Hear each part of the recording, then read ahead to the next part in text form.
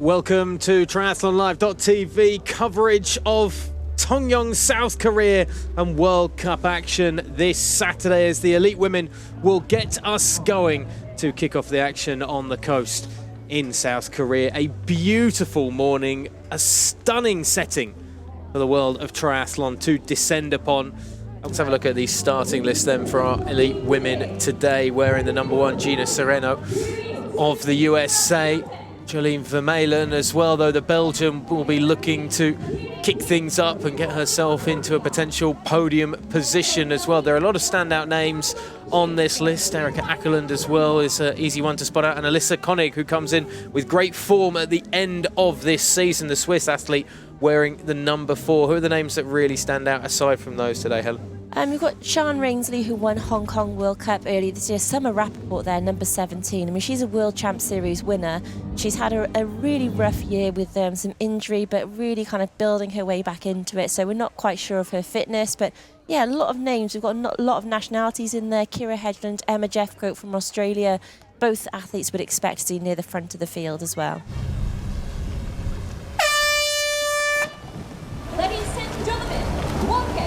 Very smooth out into the water, particularly on that left-hand side, and I think it's the Belgian straight away, Vermeulen, on that left side of your screen that's making the early headway.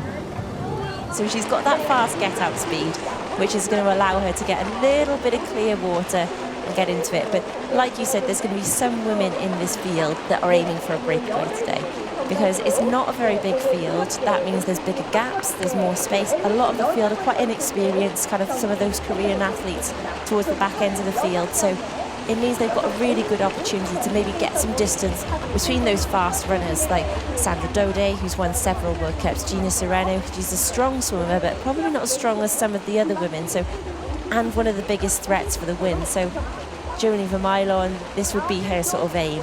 Yeah, this would be Emma Jeffcoat's plan, is to really push the pace, string it out, and take away a small group from that main pack, which is what she's doing perfectly at the moment. You can see, just looking a little bit further back, a few little gaps opening up down that line. And the more she applies the pressure over this lap and into the second lap, where some of the weaker swimmers are getting tired, she's really going to try and form that front pack. And look at the gap going already. There's a large group of about 6 that just making their way away from the rest of the pack, and it's all starting to filter out in terms of there's almost 3 separate groups now, a group of maybe 6 or so, as I say, up front, then another group of maybe 10 or 11 athletes behind that. And with only 36 women in the field, we're going to end up with 3 kind of almost equal groups, it looks like, at this point. Feel even better for Summer Rappaport, as she is the first out of the water, followed by Jeffcoat. Goodison's there as well for Vermeulen, making up the top 4, Rainsley finishing off the top 5. So good to see Summer Rappaport back at the front of a race. She's always up there in the swim. World Champ Series, whatever it is, she's always up there. But normally that top 5 out the water, she is one of the best swimmers in triathlon and really showing the rest of the field how it's done. She is going to be the first out of the water. Jeffcoat right with her, however. Not been able to shake the rest of the 6 that are joining with. They're pretty much as they were coming out of the swim after the end of the first lap, as Sarah Guerrero-Manso is making up the last of those 6, and this will be the first 6 that will make their way into transition and get ready to get out onto the bike. 6 laps making up the 40-kilometre bike course. Exactly the same gap. Sarah Guerrero, she was 8 seconds down after the first and 8 seconds down after that. But she's close enough. She's in with a touching distance and a great transition there, and she's managed to get back to that main group. Jeffcoat was out first, just getting those feet in the shoes. A bit of time being taken. The leaders have around about a 30-second gap or so. 8 seconds, as you mentioned, Sarah Guerrero-Manso off the leader in 6th. Catherine Mace of Belgium, 32 seconds off the leaders. So this group can get moving and grooving nice and quickly, then they do have a chance to get themselves nice and further down the line. Just see that chasing group in the rear of the shot, trying to make the ground up on the leading 6s. Vermeulen getting out of the saddle slightly for a second, others joining her as well, as Sarah Guerrero-Manso tries to push just to get up to pace and stay on the rear wheel of Emma Jeffcoat in 5th. I say normally on this course, we do see things tend to come together. I guess if that's that larger pack that speed they carry through the downhills, that's when they seem to catch on. But again, this pack isn't that big. So it's not a massive advantage to have that many athletes in there. And there's been about 4 or 5 that every time we've seen that group, they're near the front. They're really trying to keep that tempo high. I know it happens quite often, but I have to say the last time that I've personally been at a triathlon and seen a breakaway succeed like this has been a fair bit of time ago, to be honest. I swear every other race that I end up covering with yourself here at World Triathlon, there are only 20 seconds separating the second and third group. I think that's coming down as well, isn't it? And that third group, they're getting closer and closer, and that's not good news for that second group, because when those two groups merge, there tends to be a little bit of slowing. Now you see it again, the number of times that we've switched to a shot of Alyssa Koenig, and she's been out of the saddle and pushing hard up at the front. No surprise her doing it again alongside Kira Hedgeland there. But she's really fighting for this, isn't she? She's not willing to sit there and let someone else do the work, because there are athletes in this group who are good runners that we haven't seen at the front. So they're the athletes, and that might be through, maybe they're not as good on the bike, they're not as able, or maybe they're just thinking, well, I'm just going to let the others do it. But we have seen Koenig, Serrano, they're at the front, they really want this. Nice. The athletes will really be feeling this after a 40-kilometre hard ride. And Sian Raisley's struggling a little bit there to get that bike in the rack. Just some composure needed. Great from Vermeulen, just getting out on the run as quickly as possible. The Belgians made up those few seconds that she may have lost slightly on the back end of that bike and has gone straight out into first place. Very well done from her through T2. Raisley looks good running out. Just see her there quickly passing second and third, just making her way up to Vermeulen. Rappaport back again. Best transition for her, it seems. And for Vermeulen, she's been so close in a couple of World Cups to that winning position. She's in a fantastic shot here. She's in the best position she's been in, hasn't it?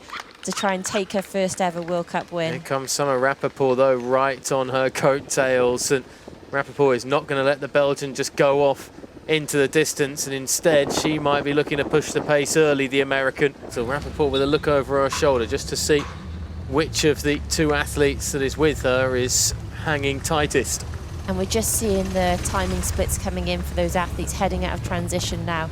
So Alicia Koenig, Ainsley Thorpe, they're over 2 minutes down. The way those front three are running at the moment, I don't think there's any risk from behind, but things can change. Well, just wondering, Vermeulen looks like she's struggling more on this lap than the previous ones. There's a continual look at that watch as well. That may be all part of the plan, but there's also the idea that some athletes, when they start getting distracted at looking at things like watches and rather than focusing on the race out in front of them, we'll have to find out from Vermeulen at the end if that is the case or if that is all part of the plan that she's had coming into today. It's the gap between third and fourth is 1:05. Goodison and Dode are on the charge right now. Dode is 1:31, looking to eat into the New Zealander, who continues to fall back into the French woman's clutches. So it's another 20 seconds or so from Dode that's come down. Jeff Coates gone down as well, hasn't she? Jeff Coates kind of gone there. She is falling by the wayside and coming out the other end right now. I mean, she's not even in the top 16, unfortunately, the Australian. Ireland doing better at the moment to stick with them, and she's actually making a push just on the outside. And, well, she's the one that's making her charge on this uphill section. Rappaport looking to retaliate as Vermeulen goes into the lead for the first time. Raisley's come under pressure there. She's going to have to try and recover on the downhill. You're going to try and use this downhill to run away back onto the back of those two athletes. Yeah, a little bit of a test, see what's going on. But there, they've managed to drop Raisley then. That was Vermeulen that did that, wasn't it? She did really increase the tempo up the hill. She's doing it on the downhill section as well. Her and Rappaport exchanging the lead a couple of times just in the last few hundred metres or so. Now the question is, how early is too early from Vermeulen? A second ahead of Rappaport at the start of this lap. That's gone out to maybe a second and a half, maybe 2 seconds, and it looks like it's growing a little bit more. Raisley 8 seconds behind the leader. Dode as well looking to come through to start the final lap as the French woman looks like, I think she's got ahead of Eva Goodison at this point. Rappaport is not close at this point. Close enough in case there are any problems, but Vermeulen just needs to keep it neat and tidy and keep this pace if it's possible. it looks like such hard work out there right now for her as she takes the inside line, but the steepest line, and looks to go hard on the flat. It looks so tough from her right now. And all routes from this point lead towards home. You can hear how heavily she's breathing. This is what she's been dreaming of. Jolien Vermeulen taking in every single hand, every single moment of this victory. A World Cup gold is finally hers. And look what it means to her. It can only be topped by one of the comebacks of 2024. Not quite completed, not quite a third victory in TONGYEONG for Summer Rappaport, but a fantastic second place finish that shows that she is getting back to her best. And the podium is wrapped up by Sian Rainsley, who comes in third, and three women that made it their own on the run right at the end. But the cream rose to the top, and Jolien Vermeulen gets that first World Cup gold of her career. Yeah, that's superb, the run from Sacha Tode, but it was just too much in the end after the front five on the bike gave themselves enough of an advantage to get the job done. And in the end, the French woman finishing be about 90 seconds behind the leaders, followed by Leah Connix to make out the top five as French triathlon continues to go from strength to strength to strength, and two athletes in the top five shows the depth that they have in their team across the World Triathlon remit. Gina Sereno able to take sixth as unfortunately Eva Goodison just continuing to fall back into the clutches of others as Marta Pintinel able to come across to take a top 10 spot, as does the Italian Costanza Arpinelli. I'm so happy, and also I think all the three disciplines are good. We had a good swim. We worked so well on the bike, like everyone kept taking turns even when we were tired, so I think we had a pretty big lead. I think it was over 2 minutes. And then, yeah, we could just, well, I won't say we could just run our own pace, but actually Summer did a lot of good pacing work, so credits for that. And we just tried to hang on until in the end I was like, okay, I'm gonna try to make a move. And then I accelerated and she talked to me and I was like, no, this is not fast enough. This is not fast enough. And like, just keep pushing, and that was enough. But happy to answer your question. Yeah, I talked. Now, before the race, you said that you weren't very optimistic about your run over the 10K and you didn't like running up hills. That seemed to prove otherwise today. I still don't like running uphill, but yeah, I'm so happy with my 10K. But I think it's very often, like I say, I do kind of a fly and die. Like I go out super fast, and then after 2K, I already feel like, yeah, like this wasn't the best plan of the world, like, you know. And now, like Summer, she did such a good pacing, and I was like, watching my watch, and I was like, okay, this is the pace coach told me I could do. Like, let's keep this. And I was like, oh, this is gonna be too hard. In the end, I could accelerate, so coach was right, as always. Like, yeah. Every time I've lined up this year before today was just absolutely horrendous. I was really injured at the end of last year. I had a hard time getting healthy again this year at the start of the year. And even after I started training well, I couldn't put a race together. And after Torremolinos last week, I told my husband, like, I think I'm done with triathlon. I wasn't really sure how flying to yet another continent and doing another Olympic distance race was going to go, but I actually feel like I executed a few things well last weekend, even though my final result was absolutely horrendous, and I was kind of able to take the good things and kind of put them together to have a complete race today. So this is actually the first time I haven't won in TONGYEONG, but I'm pretty happy with second today. I tried to respond, but she had another gear once we got back to the flats that I didn't have, and Jolien raced incredibly well and had a great complete race today, and I'm really happy for her. So you just said that after Torremolinos you thought maybe you were done with triathlon. Has today changed that at all? I think it might have.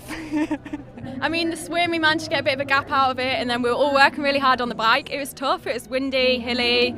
So yeah, we were only a group of 5, but it was like quite constant to be pulling turns. But the gap was going up, and I think it kept us all pretty motivated. And then on the run, I was just trying to hold on for as long as possible. I was like, just keep going. And then I think on the third lap going up the hill, I got dropped. and I was like, oh God, 3K to go to try and hold the gap. But yeah, I'm really happy with that. It's been really tiring, but yeah, like you said, it's been a good season. I was out all of last season injured, so I'm just so happy to be back and be back racing. I'm just trying to make the most of it and race as much as possible whilst I'm fit and healthy. When they went, it definitely got tough. I think they put in a surge up the hill and my legs just felt like jelly. I was like, oh my gosh, I don't know if I'm going to be walking up it on the last lap. But yeah, just managed to keep it going.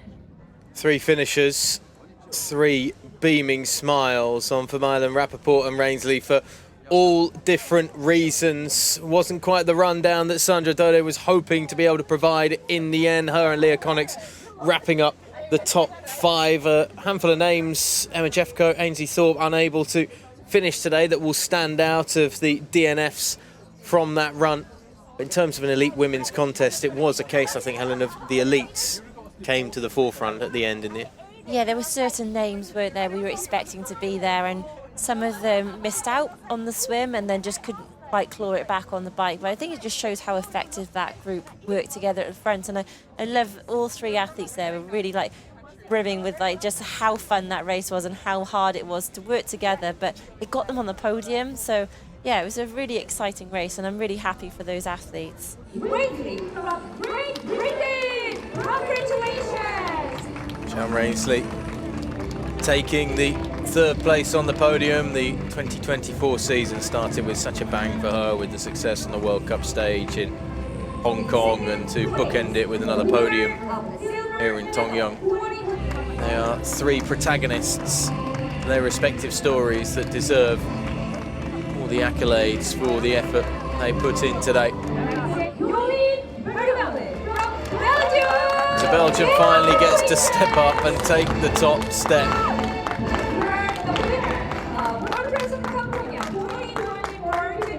I doubt that smile has stopped since we last saw her doing her post-race interview a few hours ago now.